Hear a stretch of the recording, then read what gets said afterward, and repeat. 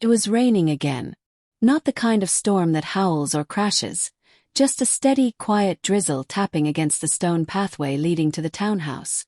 Nathan parked his Audi beneath the dim porch light, engine purring to a stop. The glow from the windows should have been warm, inviting. But tonight something about the silence felt wrong. Hello. He sat behind the wheel for a moment, staring at the front door. His fingers tightened on the steering wheel as a slow, unfamiliar dread crept through his chest. For weeks now there had been signs. Small strange things, a changed password here, a cold touch there. Laughter that stopped when he entered the room. Dinners that went uneaten. Her phone always face down. He pushed the door open. Inside, the house smelled faintly of vanilla and betrayal. No music. No voice calling out his name. No footsteps hurrying to greet him. Just shadows stretched along the walls and the soft hum of the refrigerator. Nathan set his briefcase down and loosened his tie. The silence was too thick. "Madeline," he called, voice cutting through the still air. No reply. He took the stairs slowly. Each creak beneath his feet echoed louder than it should have. At the top landing he paused. The bedroom door was slightly ajar. Warm light spilled out onto the hallway floor, and his heart dropped into his stomach. He pushed the door open fully, and the world stopped. There she was. Madeline, the woman he had shared 8 years and countless dreams with, lay tangled in the bedsheets, her head resting gently on the bare chest of another man. Stranger. For a moment Nathan didn't breathe, didn't move. His mind refused to accept what his eyes so clearly saw. Then the numbness gave way to heat. He turned silently, walked to the nightstand, and opened the drawer with methodical calm. Inside was the pistol he kept for home defense. He didn't point it. He didn't raise his voice. He only disengaged the safety with a click that sounded like thunder.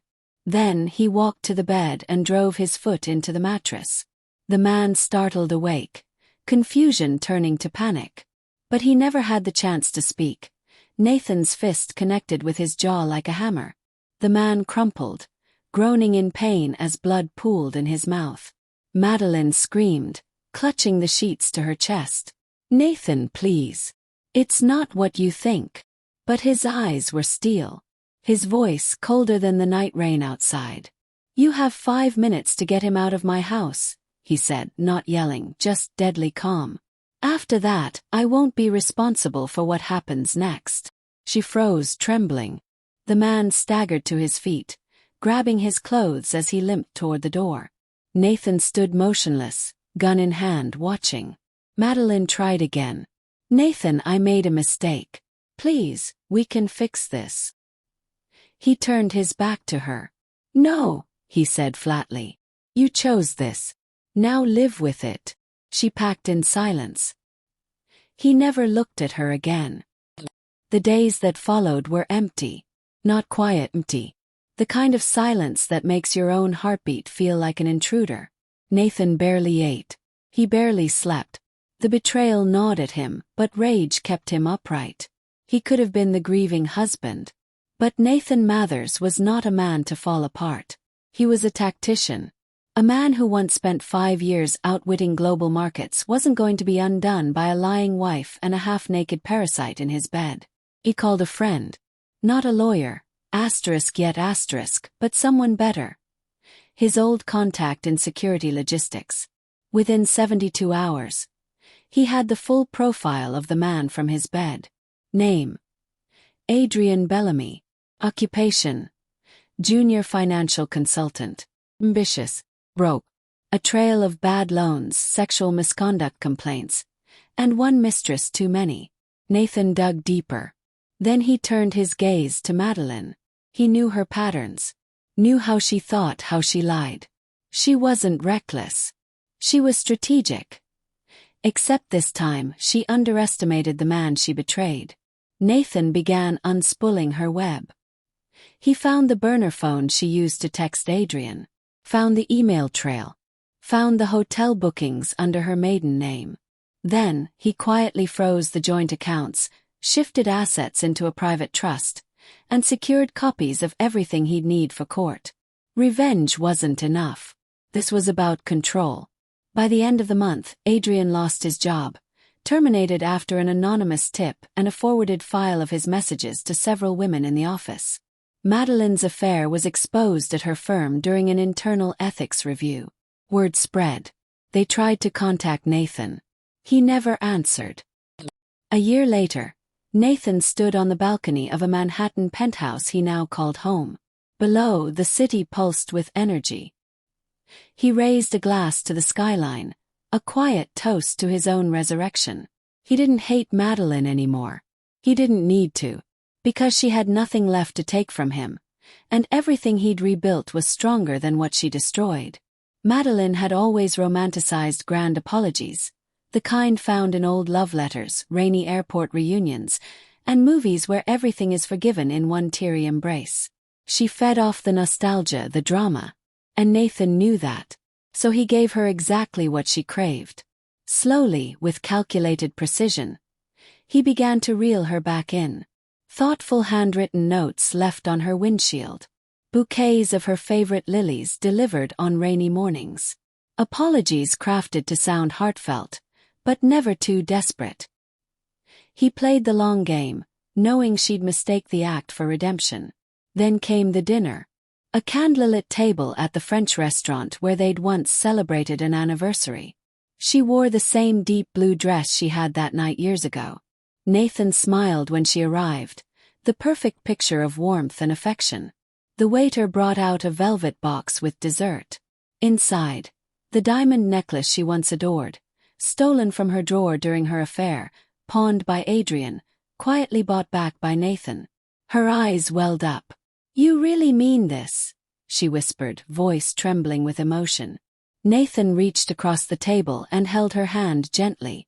"We deserve another chance," he said, the mask of forgiveness fitting so perfectly she never thought to look behind it. But the truth, every kind gesture, every soft word, every hopeful glance, was a brick in the foundation of her destruction. The storm was already moving in, and she wouldn't see it. Not until it shattered everything she thought she'd salvaged. What Madeline didn't know was that Nathan had already been laying the groundwork for months.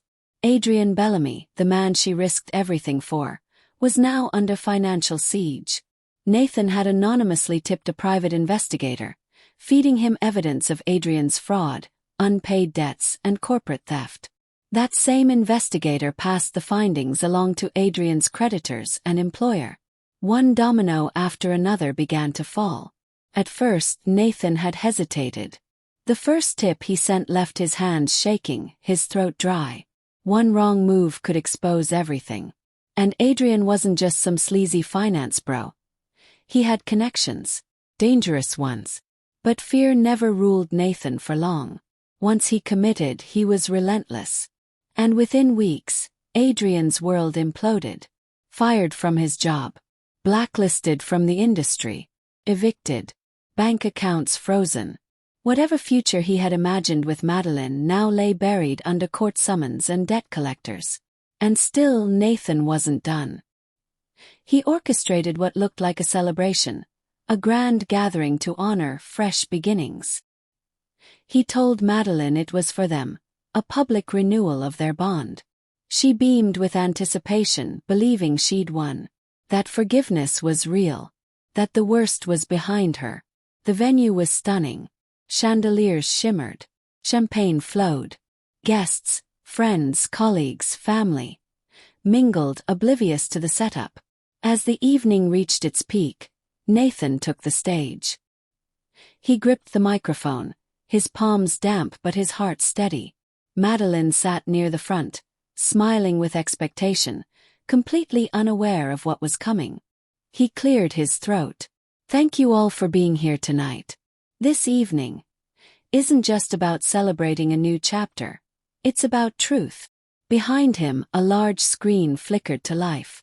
Images appeared. Private photos, hotel lobbies, bedroom angles, screenshots of texts between Madeline and Adrian. Evidence so damning the crowd fell into stunned silence. A few guests gasped. One woman covered her mouth and turned away. Madeline's face went white. She shook her head slowly, lips parting but no words coming out. Nathan didn't scream. He didn't gloat.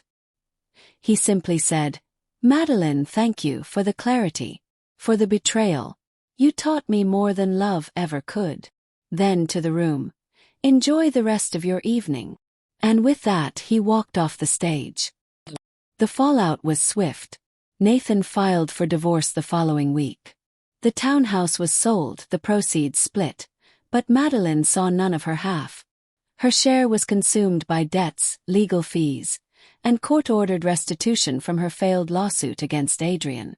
Meanwhile, Nathan quietly donated her luxury designer wardrobe to a charity auction, redirecting the funds to launch a mentorship program for underserved entrepreneurs, something he'd always dreamed of.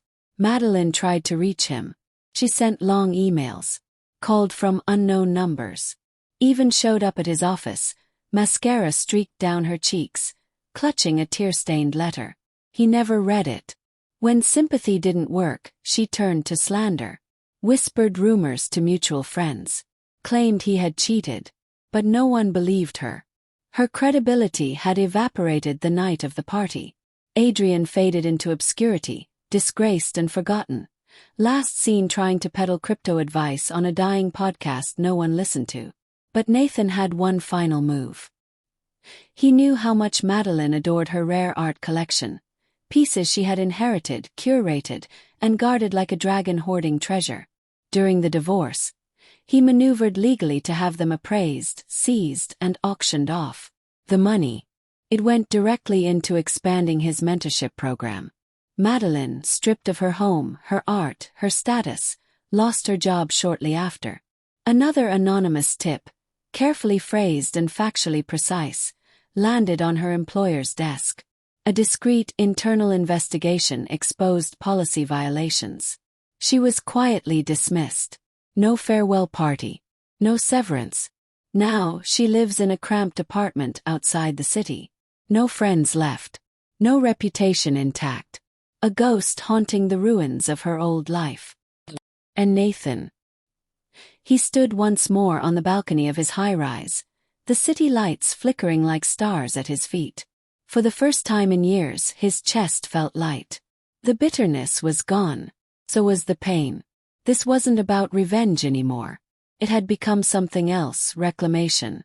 Peace. Of self-respect. Of freedom.